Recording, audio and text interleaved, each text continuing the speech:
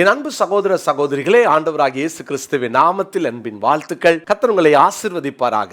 இந்த அருமையான நாளில் நம்ம விசுவாசமாகிய கப்பலை கவனமாக பார்த்துக்கணும். அதை சேதப்பட இடம் கொடுக்கவே கூடாது. விசுவாசம் நம்முடைய வாழ்க்கைக்கு ரொம்ப அவசியம்.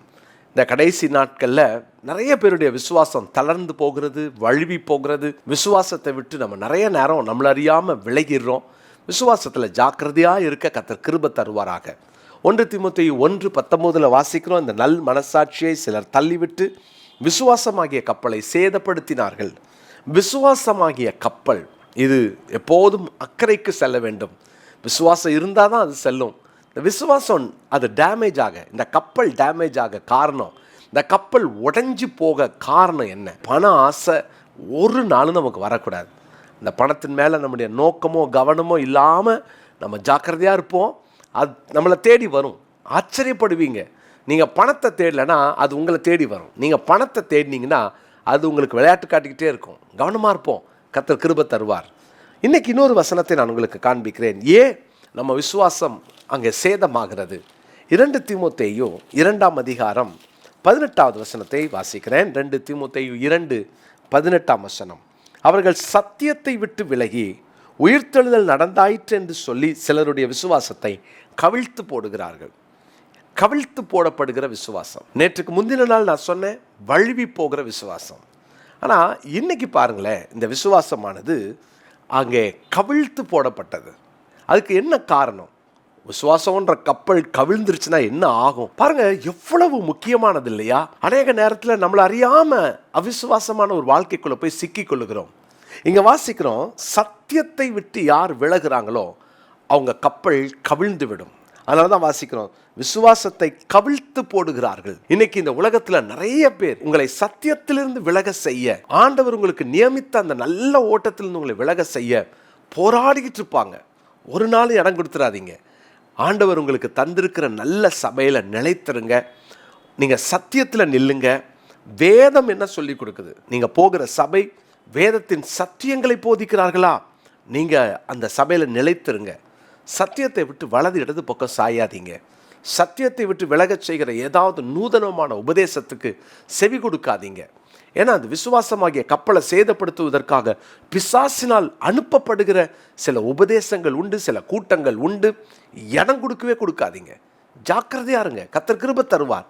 இங்கே வாசிக்கிறோம், அவர்கள் சத்தியத்தை விட்டு விலகி போனார்கள். பிரியமானவர்களே, ஆரம்பத்தில் நம்ம அந்த சத்திய வாழ்க்கையில் வாழ்ந்தோமே, அதே வாழ்க்கை வாழ்கிறோமா?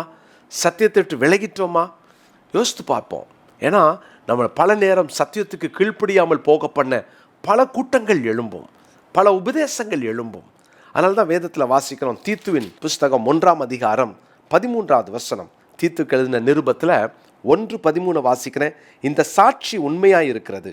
இது முகாந்திரமாக அவர்கள் யூதருடைய கட்டுக்கதைகளுக்கும் சத்தியத்தை விட்டு விலகுகிற மனுஷருடைய கற்பனைகளுக்கும் செவி கொடாமல் விசுவாசத்திலே ஆரோக்கியம் உள்ளவர்களாய் இருக்கும்படி நீ அவர்களை கண்டிப்பாய் கடிந்து கொள். என்ன அழகான ஒரு உபதேசத்தை பவுல் தீத்துவுக்கு சொல்றாரு பாருங்க. விசுவாசத்தில் ஆரோக்கியம் உள்ளவர்களாய் இருக்கும்படி. விசுவாச கப்பல் கவிழாமல் இருக்கணும்னா அந்த சத்தியத்தை விட்டு விலகக்கூடாது. சத்தியத்தை விட்டு விலகக்கூடிய உபதேசங்களை கேட்கக்கூடாது. சத்திய மார்க்கத்தில் கடைசி வரைக்கும் நிற்போம். டெய்லி ஜெபம் பண்ணுங்க. ஒரு நாள் பிறக்கும் போதே சொல்லுங்க, ஆண்டவரே நான் இன்னைக்கு சத்தியத்தை விட்டு விலகிடக்கூடாது. ஏன்னா அப்படிப்பட்ட உலகத்தில் வாழ்கிறோம். வஞ்சனை செய்கிற பிசாசானவே யாரை விழுங்கலான்னு சொல்லி வகை தேடி சுற்றி திரிகிறான். அவன் விசுவாச கப்பலை கவிழ்க்கிறதற்காக தான் அவனுடைய நோக்கம். அதுக்காக தான் செயல்படுவான். நம்ம கவனமாக இருப்போம். எனவே கர்த்தருடைய பிள்ளைகளே, கடிந்து உபதேசிக்கிற எந்த உபதேசத்தையும் விட்டுறாதீங்க. உங்கள் வாழ்க்கையில் தேவன் உங்களை சீர்படுத்தக்கூடிய செய்திகளை உங்களுக்கு கொடுக்குறாரா? வலிக்கலாம், ஆனால் பொறுத்துக்கோங்க. காரணம், நம்ம கர்த்தருக்காக நிற்போம். தேவன் நிச்சயமாய் நமக்கு அந்த கிருபைகளை தருவார். வசனத்தை வாசிப்போம். யாக்கோபின் பொதுவான நிருபம் 5:19 19-20 நான் வாசிக்கிறேன். யாக்கோபு 5:19-20 சகோதரரே, உங்களில் ஒருவன் சத்தியத்தை விட்டு விலகி மோசம் போகும்போது மற்றொருவன் அவனை திருப்பினால் தப்பிப்போன மார்க்கத்தினின்று பாவியை திருப்புகிறவன் ஒரு ஆத்துமாவை மரணத்தினின்று ரட்சித்து திரளான பாவங்களை மூடுவான் என்று அறிய கடவன். யாரோ ஒருத்தர் விசுவாச கப்பல் கவிழ்ந்து மூழ்கிட்டு இருக்கலாம். நீங்கள் நான் என்ன செய்ய போகிறோம்? அவர்களுக்காக ஜெபம் பண்ணுங்க. அவர்களை சத்திய மார்க்கத்துக்குள்ளே திருப்பி கொண்டு வாங்க. அந்த ஒரு ஆத்துமாவை நரகத்திலிருந்து மரணத்திலிருந்து காப்பாற்றுவதற்கு ஜெபம் பண்ணுங்க, தீர்மானிங்க, அவங்களுக்காக பேசுங்க. ஆனால் நிச்சயமாய் உங்களையும் பயன்படுத்துவார், உங்களையும் காத்துக்கொள்வார். இன்னைக்கு மனப்பாட வசனமாக யாக்கோபு 5ஆம் அதிகாரத்தின் 19-20 மனப்பாடம் செய்து கொள்வோம். யாக்கோபு 5ஆம் அதிகாரம் 19-20 வசனங்கள். ஜெபம் இல்லாமா? நல்ல தகப்பனே, நாங்கள் சத்தியத்தில் நிற்க, சத்தியத்தை விட்டு விலகாமல் ஆண்டவரே நாங்கள் கவனமாய் வாழ எங்களுக்கு கிருபை தாரும். அநேக நேரங்களில் எங்கள் விசுவாச கப்பல் கவிழ்வதற்கு காரணம் நாங்கள் நூதனமான சத்தியங்களுக்கு செவி கொடுத்து ஆண்டவரே நாங்கள் பல நேரங்களில் எங்கள் விசுவாச கப்பலை சேதமாக்கிடுறோம். எங்களை மன்னியும். நாங்களும் மூழ்கி கொண்டிருக்கிறவங்களை காப்பாற்றவும், நாங்களும் மூழ்காமல் இருக்கவும், கவனமாக இருக்கவும் எங்களுக்கு கிருபை தாரும். இயேசுவின் மூலம் ஜெபிக்கிறோம் நல்ல பிதாவே, ஆமென்.